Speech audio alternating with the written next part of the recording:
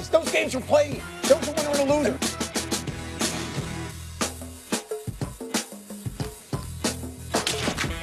Stripped. The NCAA upholding the decision to vacate 123 wins from 2011 to 2015, including their 2013 title and 2012 Final Four appearance. What's going on, everybody? Welcome to What's up? Take the crew all My together. brother. My man. Appreciate Smith, you. Max Kellerman, Jay Williams. What's up? Always good to have you here with us. Let's do it. Let's do it.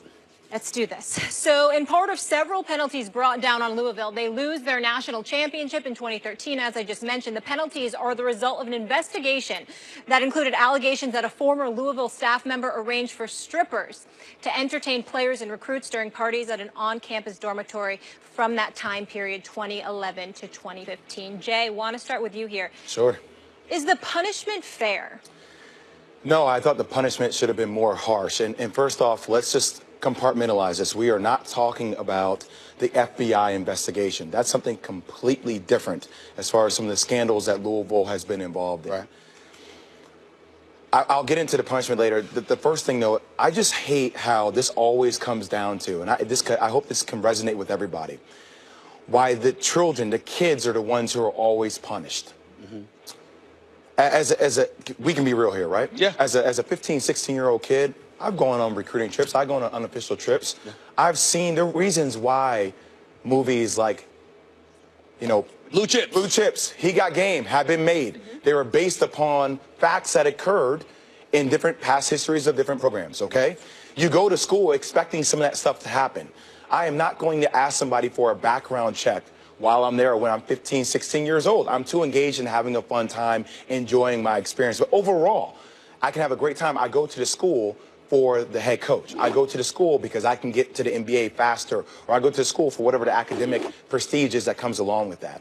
I just hate how these are adults who are making these type of decisions, and the kids are the ones suffering from them. I don't see the NCAA trying to vacate the coaches' salaries. I don't see the coaches talking about giving their salaries back. I don't see the NCAA trying to vacate the fact all the money they made off the merchandise from the fact that Louisville won a championship in the date they won it. I just see them going back and say, we're going to take away the championship from these kids, and we're going to impose different things as far as stipulations on what their, recruits are down the line or scholarships they're allowed to give. I thought it should have been more. I thought it should have been close to a 10-year ban from the NCAA tournament. I thought I would have said, hey, the money that you make from the ACC, we're going to strangle you in that capacity. We're going to take a big portion of it and not allow the school to get that. This is a business, and this business has been ran this way for a very, very long time. Regardless of if you find it correct or not, or moral high ground, that's not the way the business has always worked. People have found loopholes within the system to get things done. Go ahead, Max. Well, first of all, once you point a camera, I love your point about the kids are being punished. Once you point a camera at something and charge commercial time and charge for tickets, you are commoditizing whatever you're pointing that camera at. So the kids are commodities, and they're being treated that way. The outrage here should come from people are saying, hold on, parents trusted these institutions with their children and their teenagers, and they'll be young adults. And this is the way, this is what happened. They were just commoditized. But I can't really get that worked up about it because this is like, it's so obvious that this is the way it works. So what are we really, if we just confine it to this latest scandal, what are we really getting worked up on? Is it the exploitation of the women, that were involved in this? Is that what everyone's getting worked up about? I don't think so. I don't think so either. Are people getting worked up about the fact that these adolescent males were exposed to that? Is that what we're getting worked up about? I don't think so either. I mean, obviously, the idea was that this would be attractive to them for obvious reasons and make them feel good about that institution. No, so we're upset that rules got broken. Okay, I could stand on principle and say it should be a level playing field, except I go under the assumption, based on all the things I've gathered through my 44 years and now 20 years in this industry, that this is the way it works, maybe not this specific way, but this is basically the way it works at all these institutions, or so many of them. that fall under the NCAA. So am I going to get worked up about that? I really can't get worked up about that, to tell you the truth. And so the punishment here, vacating wins and stuff, to me fits the crime, because I don't care that much, and vacating stuff is absurd. We all saw what happened. What, are you going to hypnotize us and make us forget the games? Well, and by the way, in the media, what they'll use in their media pamphlet, they won't say, hey, the wins have been vacated. They'll say, well, Rick Pitino gave 186 losses to his opponent. So there's always these little tricks that they use, and you see on all the media pamphlets, we're like, wait, so Jim Boeheim got his wins vacated. I'm not comparing the two together, but they're going to take out a pocket watch and say, watch it go back, and they have us forget. I mean, like, it's absurd. The rules are absurd to begin with. The punishments are equally absurd when they fit the crime. They deserved the punishment. I don't think there's any question about that. And to answer your question directly in terms of what can be done, how about ensuring that the coach can't go to another job? How about ensuring that the coach is exiled from the sport of college basketball, number one? Number two, or suspending the program, period, for a period of time. In other words, whether it's 2 or 3 years or 5 years, you don't get to play basketball, period. Because the goal supposedly is to serve as a deterrent for other schools to emulate such behavior. You don't want that. And as a result of it, you want to send a message. That's why you have to send a punishment like this. Do I think the kids deserve it? Of course not. But at the same time, you do understand that the NCAA is the NCAA. Here's where you should have a big problem with it. It's the inconsistency and thereby the hypocrisy. Let me give you an example. So here we are, and we're looking at Louisville. And clearly, you know what? If you are offering sex to recruits and other schools are not, then you have an advantage, because in this world that we live in, I'm certainly being respectful. My sisters are watching, and everybody else, Molly. Here's the deal. When you go on a college campus, and if there's some fine women on there and you can engage in extracurricular activity, you do look at that as a plus when you are a male college athlete. I'm not saying it's right. I'm saying it's reality. Okay? On Division I, Division II. People are being paid to do But you don't know that, though, Molly. You don't know that, and you don't. I don't know that. Hold on. Wait a minute. Wait a minute. Let me be very, very blunt. Please. Not only do they not know, but even if they did know, they wouldn't care. You're talking about youngsters. You're talking about 17, 18, 19-year-old dudes that go to a college campus. They don't care how something happened. As long as they're getting what they want, that's all they care about. It's sad, but damn it, it's factual. And let me tell you something right now. I think I would figuratively slap any human being, any man that sat up there and tried to deny what I'm saying is absolutely true. Division I, I'm saying Division I, Division II, Division III. It doesn't matter. It happens, okay? My point to you is this. When we talk about the NCAA, how is it that Louisville is 80 miles or something from the NCAA office, and this same institution, for all of these years, because when you heard about Louisville, it was something that was going on for years and years and years. It wasn't something that happened off campus. It happened in the dorm on campus, which is why nobody believes that Rick Pitino knew nothing about it. They all believe he knew something about it. So the question is... 300 yards away from his office. 300 yards away from his office. That's true, number one. Number two, you're busy focused on Kentucky because remember what happened with Derrick Rose back in the 2007-2008 season and how they ultimately had to vacate those wins. So you're zeroing in on Kentucky, but Louisville somehow, which is about 10 miles closer to you, slipped through the cracks. That level of inconsistency is where you, me, and everybody else should have a problem with it. Because as you said, Max, chances are this stuff is going on a lot of different places.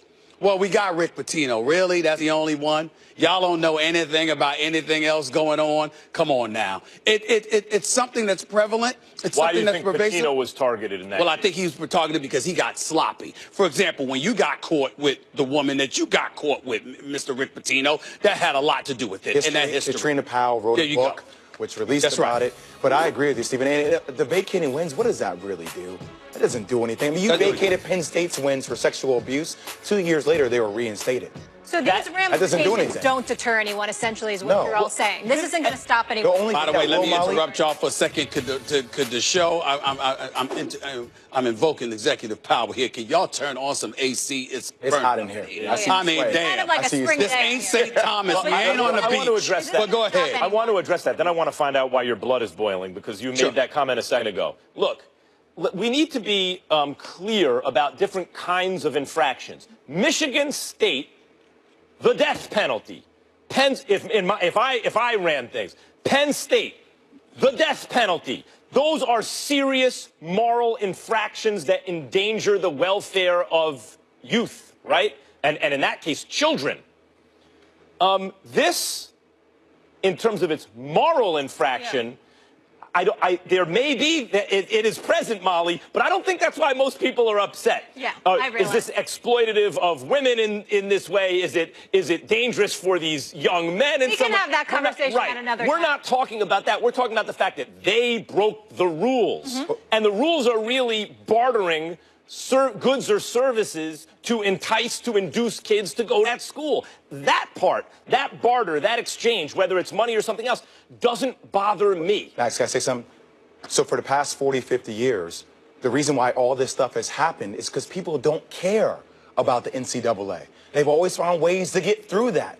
The fact is, now that when things become a federal crime, when the FBI is involved in things, this is when things are going to blow open. This is when you see articles written by Peter Thamel about this whole thing is about to come down. That's what's really worrying people. The NCAA has never worried people because you get a slap on the wrist, you get some wins vacated, coaches still make their millions of dollars. This wasn't the reason Rick Pitino was let go. The reason he was really let go from Louisville was because of the FBI investigation about paying players and Brian Bowden and the association with that with Jim Gatto. That was the real reason he was let go, not this point. So do you have an issue with any of this? Paying players? No, I'm just saying, because you made it seem like you're okay with it. Everybody's doing it. I think the players should be paid in the first place, and because it is so widespread, when it comes to light, it's like the line from Casablanca, which used to be a very famous line. No one knows it anymore. I'm shocked that gambling is going on in this establishment. It's like it's not shocking. I know it's not shocking, but just because everybody's doing it doesn't make it right. Right. Well, if you get caught, something has to happen. You know what has to happen? You have to vacate your wins. But here's the reality, Molly. Who's deciding that it's wrong? It's an entity known as the NCAA, which rakes in money. So that's where it becomes a bit complicated. Because, in other words, if I'm sitting there and I'm making a boatload of money, but I'm telling you, you don't have a right to make it, it's the hypocrisy that then kicks in. And that's what we're talking about here. Right, since they make the what is making your blood boil about it? No, we'll talk about that another time. Let's keep the conversation. Well, don't say your blood's on boil. Leave us hanging. It's okay. I get what you're saying. You shouldn't have said your blood was boiling there. Let's stay on task. Can I be professional? She's trying to protect everyone. Let's stay on task here. I want to focus on Rick Pitino and Stephen A. I'll start with you. What this means ultimately for his legacy. Now we know what he's accomplished on the court, but is it tarnished? I don't think this particular ruling tarnishes him, but that FBI investigation that ultimately ended up costing him his job, I think he's tarnished forever. I think his career in college basketball is over, which is very sad. This is a man that's a champion at 2 different universities, went to a Final Four with 3 different universities, has won 74% of his games, not just overall, but at Louisville as well. He was a phenomenal coach. But clearly he got a bit comfortable. There's no other way to slice this. When you hear about this scandal, when you hear about the FBI investigation and what that ultimately caused in terms of his dismissal, you take all of those things into account. You do find yourself stepping back and saying, what the hell were you doing? How could you be this sloppy? How could you get this comfortable? You're talking about at one point in time, no university in America raked in more money than Louisville's athletic program. They were #1 for several years, just raking in dough. And I think, obviously, power corrupts, absolute power corrupts, absolutely, as they say. And when you're making those kind of dollars and bringing that into the university doesn't tell you what to do. You tell the university what to do. And so when you look at it in terms of the stories that you've heard about Rick Pitino recruiting, there were players or a player or 2 that he brought to his program that never even visited the campus. But somehow, some way, they end up playing for Louisville basketball. Well, how is it that somebody never visited you, but they end up playing for your program? How does that happen? Because of connections. And how did those connections take place? And what did you do to facilitate those connections? These are all the things that get asked, particularly when you are a big-name college coach. Rick Pitino knew this. And to know this and to know that that could potentially put the microscope on you, and for you to just operate accordingly without a care in the world, it seemed, arrogance is the word that comes along with it, because you just started feeling yourself. Your athletic director was guilty of it too. And the two of you were running the show, and now the two of you are gone. Start to feel untouchable. It's like Tom George and him were the modern-day Sopranos. Yeah. To a certain degree. I'm able to compartmentalize this into 3 buckets. Number one, as far as coaching, brilliant. Brilliant. One of the best we've ever seen. Without Some of the question. things he's been able to do, X's, O's, incredible. Yep. The player perspective. As a player, I've known Rick. I love Rick. I've had players rave about him, about things he's done to help change their lives, jobs he's helped people get after school, the environment he's put them in to help them overall succeed. From a legacy perspective, though, it's forever tarnished. And look, this is the reality of the measure for me. As my own person, okay? If I got a speeding ticket that got publicized to everybody that I was going 100 miles per hour in a 50-mile-an-hour zone, people are going to look at me and go, well, there's a history of reckless behavior. There's a history. So when you start looking at the history of Rick Pitino off the court, the blackmail situation. Now, people, I understand how you Louisville fans say, well, he was blackmailed. Well, he had an affair with his assistant's wife. That starts the conversation. Like that's on him, okay? Then you go into the Katrina Powell situation that's occurred. Then you go into the FBI situation. I don't see how your legacy could not be forever tarnished being associated with those 3 things. But once again, I'm able to look at them through 3 different prisms. I would say that right now it feels like his legacy is going to be tarnished. And certainly the kind of fall from grace depends on the level of hypocrisy. If you run around espousing all the kind of nonsense at the NCAA type, you know, like I'm molding young men and da-da-da-da-da, and then it turns out, oh, this was all for profit and you're totally full of it. In the moment, the fall is more precipitous because the hypocrisy was louder. Well, by the way, you can still mold young men because a lot of people are doing that to get the guys in the door, by the way. Yeah, I'm not doesn't mean that they're not molding lives. I'm So talking about perception I get now. But I would say in the long run, I don't know if this really does affect his legacy because it depends what comes out about this era and the coaches in it and the programs in it eventually. He may be contextualized in such a way that it's, you know, steroids par for the in course. baseball, Hold on, that type ladies and thing. gentlemen, let me throw this at you and see what you have to say about this. You know another reason that we haven't considered why Rick Pitino's reputation is going to be forever tarnished? Because I don't think this is the last firing. Oh, I agree. Let me tell you something right now. To take away... You mean with him or other schools? Other school, That's what I'm talking other about. coaches. Yeah. What I'm saying to you is this.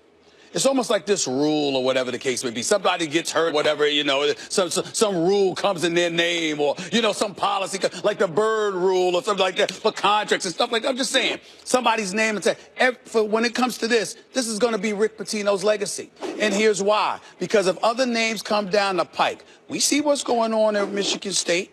We're hearing other things about other programs, and when you start seeing coaches fall by the wayside, and it involves transgressions of any variety as it pertains to NCAA regulations, and it's believed that there have been violations that's taken place, I'm trying to tell you right now, Rick Pitino's name will forever be attached to all of those kind of things. And when I'm thinking about them confiscating the national championship, all right, which is the first time that they have done that, it's one of those situations that says to me, there's more coming down the pike. The FBI has more. This is what that says to me. If it's contextualized in an era, it's not going to be contextualized. Where it turns out that this is going on, or things like it everywhere. And guys, if I were to ask you, what's the going rate for a top high school recruit at the college level? You would all have answers to the dollar. That's and right. by the way, That's right. so would I. And what does that mean? That means you know who else has the answer? Every single college coach in the country, unless for plausible deniability, they just tell everyone, I don't want to know, I don't want to know. But before, it was simply about NCAA infractions.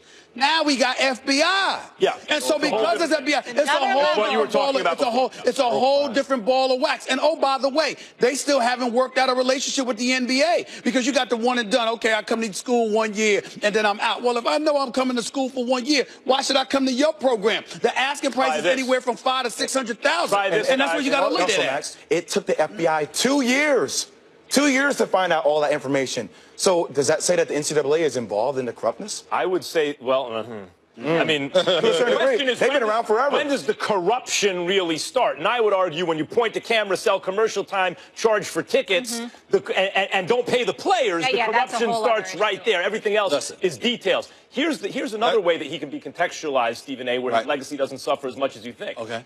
If a coach, a very famous coach who's considered squeaky clean, is ever implicated in something like this. And given the way things are going, that's a matter of time, right? Eventually, some coach, all of a sudden, it's not Pitino, who was never perceived as squeaky clean, who's the big story.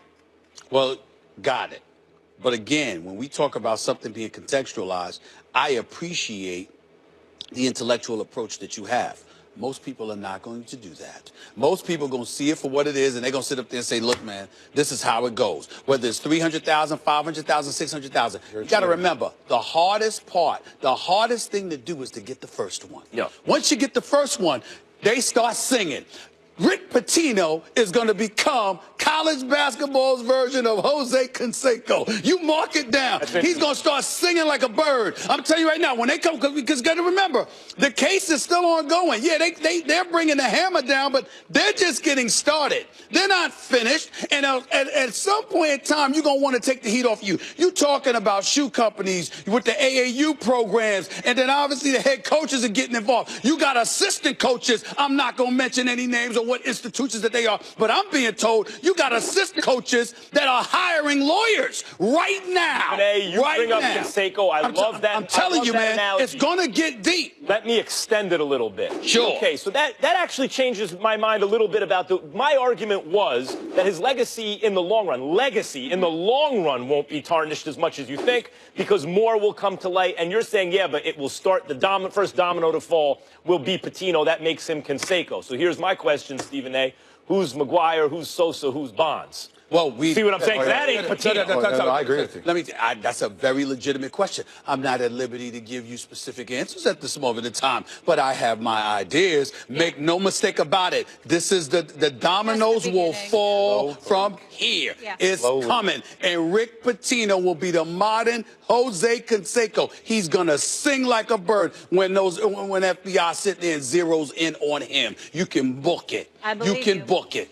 My biggest takeaway from this conversation, though, is that this essentially accomplishes nothing but punishing the players, and it's not going to deter programs moving forward. So no, it's not. Lose-lose here.